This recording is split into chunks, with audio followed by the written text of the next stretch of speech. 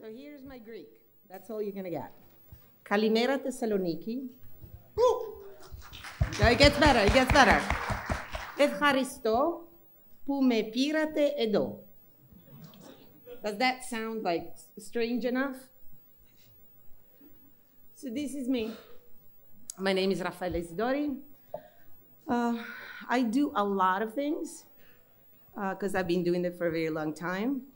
But mostly I work in design, strategy, communication, and branding. But this is more better representation of what I do. Today I'm going to talk to you about the 7 pillars of design and how they can apply to your life as well.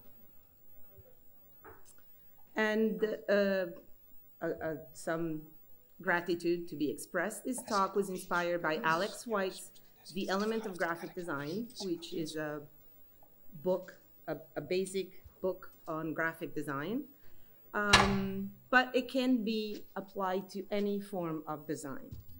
And on that, a bit of a disclaimer. When I say design, I do not mean aesthetics. I do not mean how things look. To me, design is a process. It's not the color or the font. So to put it with Steve Jobs, design is a funny word. Some people think design means how it looks, but of course, if you dig deeper, it's really how it works. Basically, poop plus design returns decorated poop, and it still stinks. So the general principles that guide visual graphic design can relate to many aspects of the design process, but also of our lives. You should think of these principles holistically. Go below the surface. Being aware and mindful of them can help us design better products and better lives. Another note of warning before we could start. These principles should be treated as guidelines, as indications, not as imprisoning rules or binding rules. We have enough cages as it is. So see them as sliding switches that we can modulate to achieve better, more appealing, and value-added designs and lives. So let's get going. The first principle is space. I'm having a hard time looking at all these things together, so if I look strange, bear with me. Space can be defined as the area within, around, above or below an object or objects. It can be physical, 3-dimensional. It can be the space we occupy and fill, like here today, or it can refer to a visual, intangible space. April Greiman fills her space up. Paul Rand leaves it empty.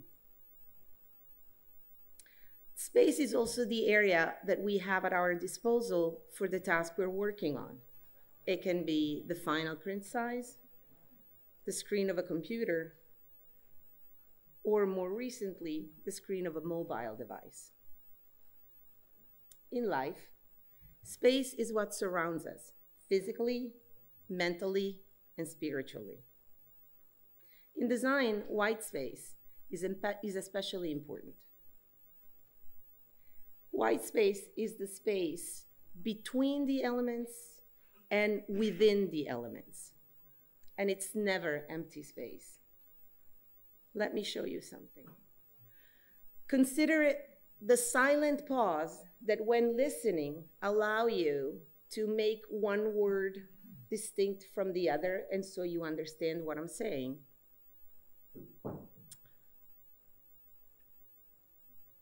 This is hard to read. So white space allows us the space to understand and discern elements from each other.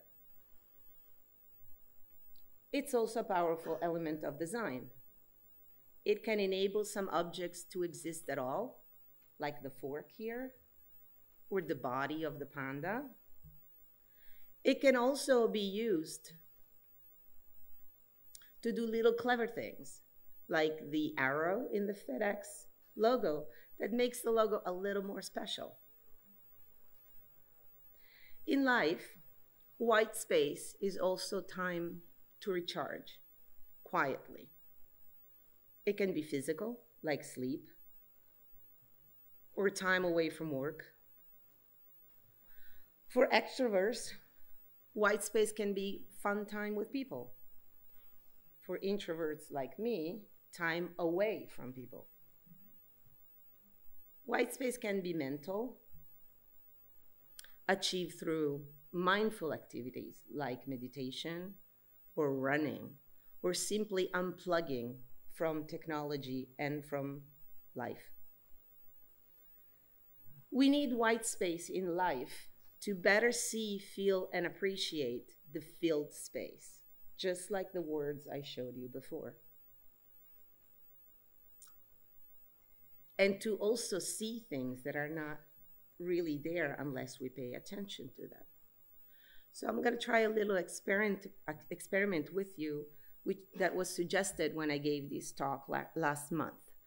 I'm going to give you, at the end of every little principle, a little white space time to let whatever I'm saying sink in.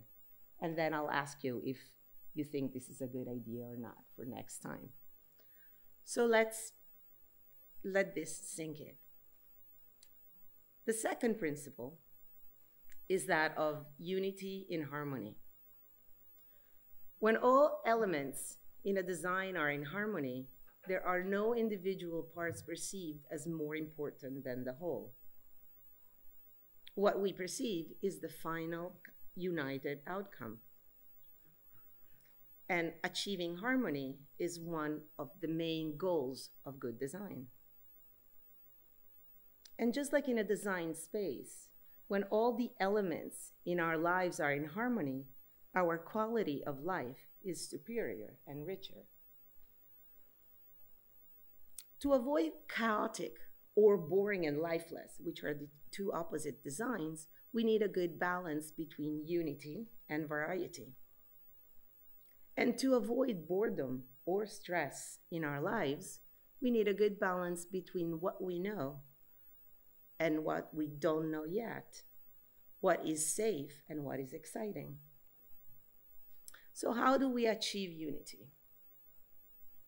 The first way we can do it is through proximity. This is where the elements that are physically close are seen as related, as in this example. Do you see the slides? When objects are placed near each other together, they're perceived as a group. Proximity in life is community, like us here today. It satisfies our need to belong, and it pacifies our fear of void. Similarity is the second way we can achieve unity. It says that where elements that share similar position, sizes, or color, or shape, or texture are seen as related, they form a group or a pattern. In our lives, similarity makes us feel safe and belonging. And for those of you who were at the diversity talk before this, this is one of the things that it touches in our profound way to be human.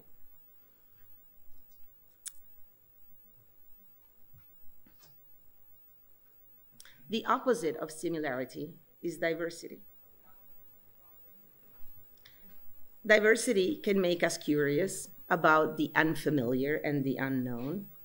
It can be viewed as a great value and enrichment, and it is. But it can also make us suspicious and afraid, and it can also breed intolerance and hostility. The third way to achieve unity and harmony is through repetition and rhythm. Recurring positions, size, color, or use of graphic elements create unity. This is repetition, and this is rhythm. Rhythm is repetition with a focal point interruption. So having routines and breaking routines, appreciating comfort and breaking out of comfort. This is how it translates in life. A good quality life requires routines. Our bodies and minds' fluxes are rhythmic. And nature thrives on routines, cycles, and rhythms. The fourth way we can achieve unity is through variations on a theme. They provide continuity,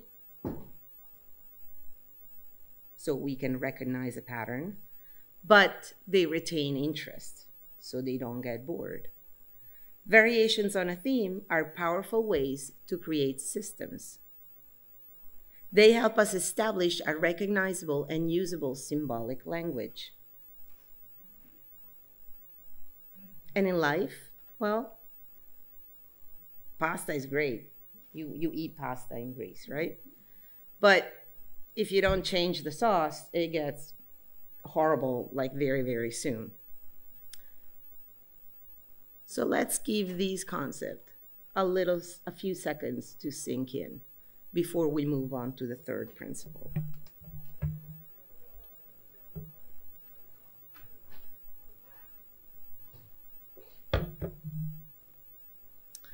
The third principle is Gestalt. Gestalt is a German noun that defines something that is made of many parts and yet is somehow more than or different from the combination of its parts. And the fundamental principle behind Gestalt visual perception is the law of Prägnanz, which is the German word for pithiness, which means concise and meaningful. It states that humans tend to order their experience in a manner that is regular, orderly, symmetrical, and simple. And that minds perceives external stimuli as a whole. Basically, humans tend to simplify and generalize. So here, for example, we see the white shape or the orange background, not the single orange pieces. In design, this means that all the elements that are part of the whole are affected by what surrounds them, each other. Gestalt principles are key to well-applied web accessibility, for example. We will see that in more details. In life, Gestalt means that natural systems and their properties should be viewed as wholes, not as a collection of parts. In fact, that's how we perceive experiences holistically. We are, interestingly, in a concert hall. When you hear a concert, we perceive the entire musical experience. We don't perceive each singular instrument. And the same is true with food. It's a combination of ingredients, but what we perceive is the combination of those ingredients, not the single ingredients. And this is true for any human experience. For example, think how pleasant sounds or a disturbing smell can enhance or ruin your being somewhere. In digital design, this is particularly important, and the reason why a good user experience is at the base of any successful product. Gestalt psychologists argue that these principles exist because the mind has an innate disposition to perceive patterns in the stimulus based on certain rules. These rules are organized into various principles, which include proximity, similarity, closure, continuity, and simplicity. We have already seen proximity and similarity as ways to achieve harmonious unity.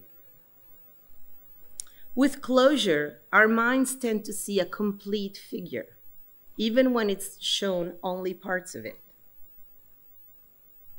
Here's again our panda and two other examples of parts that are not really there, but are perceived by our minds because the brain completes the image.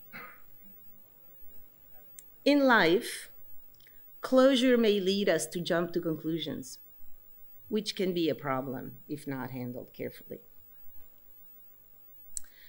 With continuity, minds perceive objects on a path as being grouped together. And the cat kills me every time. You know, it's... So basically, we jump to conclusions based on the way we perceive something is going. In life, it can lead us to have prejudice, which can also become a problem, especially if we add judgment to that perception.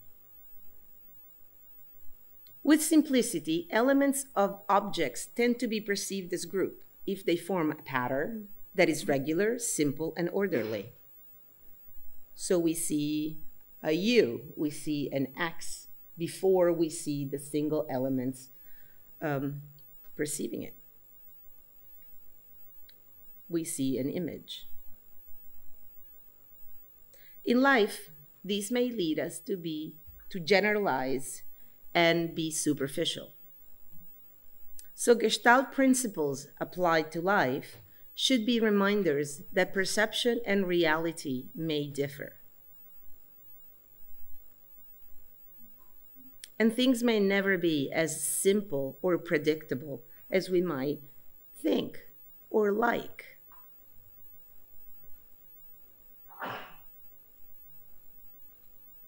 And I'm going to let that sink through and drink. This is actually a good excuse.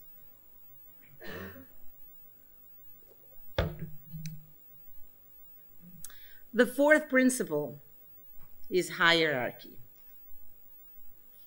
It's best expressed through proximity, and it's necessary to express priority. In design, we can achieve hierarchy through size, and for a lack of a better example, you're going to get to see my online portfolio as an example of position. We read things from top to bottom and left to right. So item placed first at the top and then on the left are considered more important, which is why logos on websites are placed in that corner. And we naturally look first at the top and move our eye down.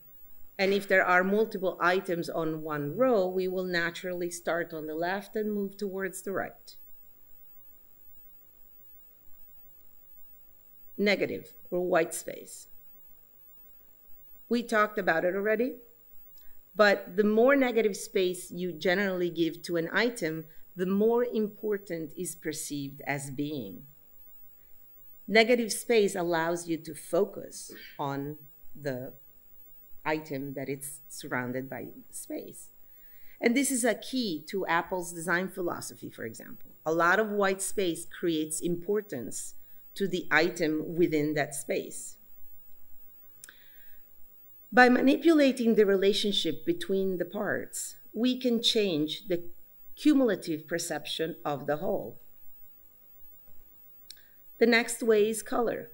We can indicate hierarchy with color, rather obviously, but we'll talk about color more in a while.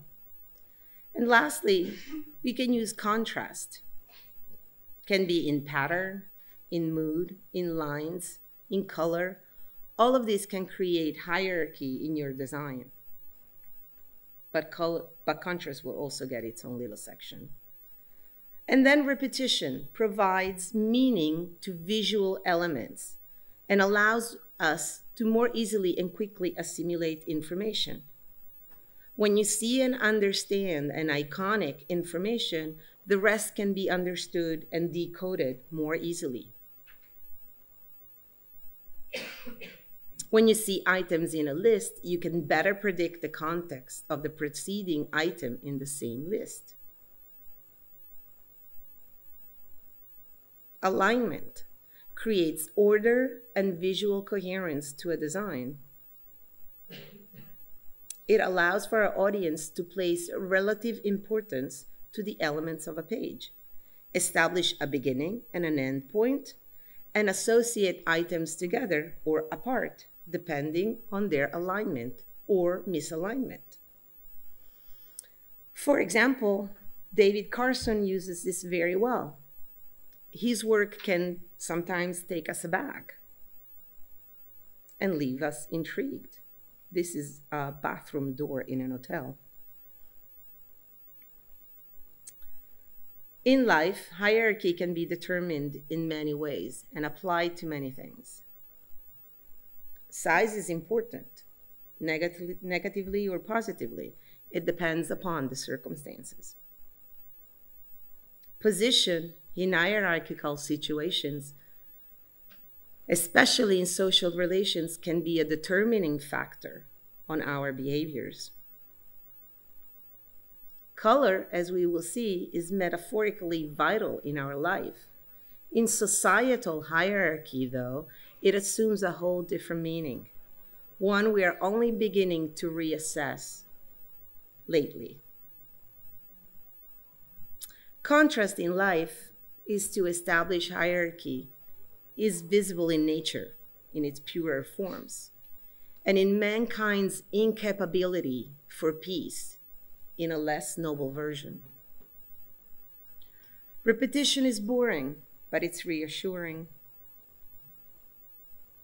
Hierarchy in life can be an asset, can be a goal, an imposition, a privilege, an opportunity, or a penalty. But it literally boils down to how we identify and manage priorities. And I'm going to let that sink through as well.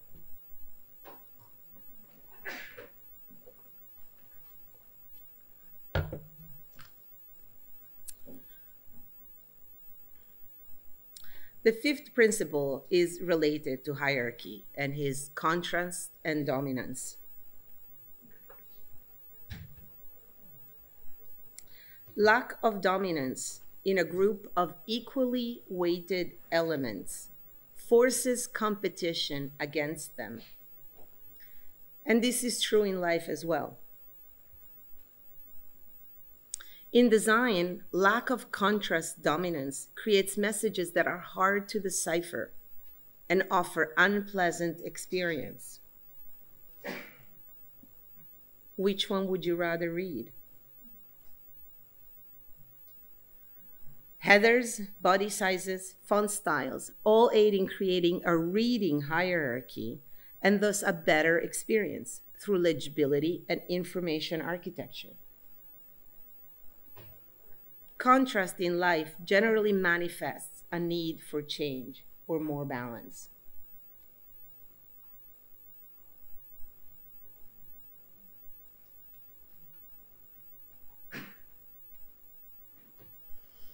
The sixth principle is color.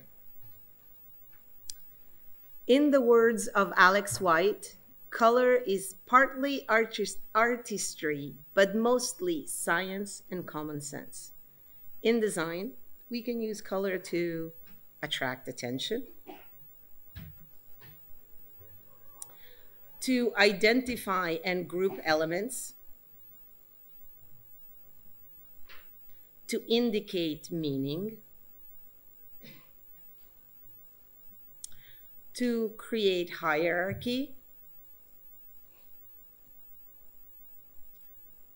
to convey a mood,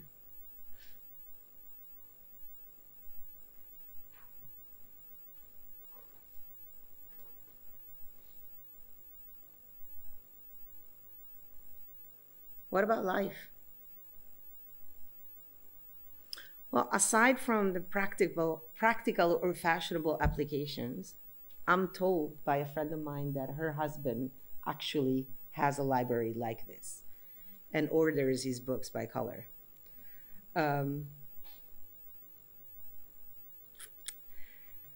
Color in life is found in more than chromatic expressions.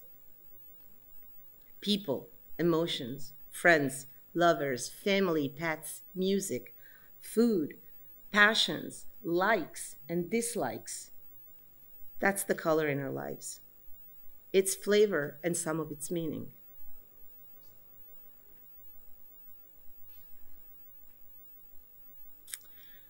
The last and seventh principle is balance. And while it may be the last, is not the least important by any means. In fact, if we should be forced into a hit parade of principles, I would say it's the one we should strive for. Balance can be defined as the state of equalized tension, though not necessarily a state of calm. In design, we identify three types of balance. The first is symmetrical or formal, and it's vertically centered, visually equivalent on both sides, and evokes feelings of stativity, classicism, formality, consistency, tradition, and sturdiness. And then we have asymmetrical or informal balance. And it presents a variety of sizes and a careful use of white space, and evokes feelings of dynamism, modernity, power, energy, and vitality. And then we can also have bad balance, which is called overall or mosaic balance. And it's a situation where there is too much information, a lack of contrast and hierarchy, has poor information architecture, and it basically boils down that when our eyes cannot focus on anything specific when landing on any type of design, the feelings that are evoked are of confusion, and our minds are ethologically trained to withdraw from things that are unsettling or confusing. So if your design is confusing, people are going to move over. In life, it's a little harder to achieve balance than in design. Still, we should all try to. A good mix of harmony, priorities, contrast, and color, combined with an holistic vision and a wise use of space, are the key ingredients to design a desirable, valuable, interesting, and worthy life. And I'm going to let this sink in for a few seconds. Ευχαριστώ.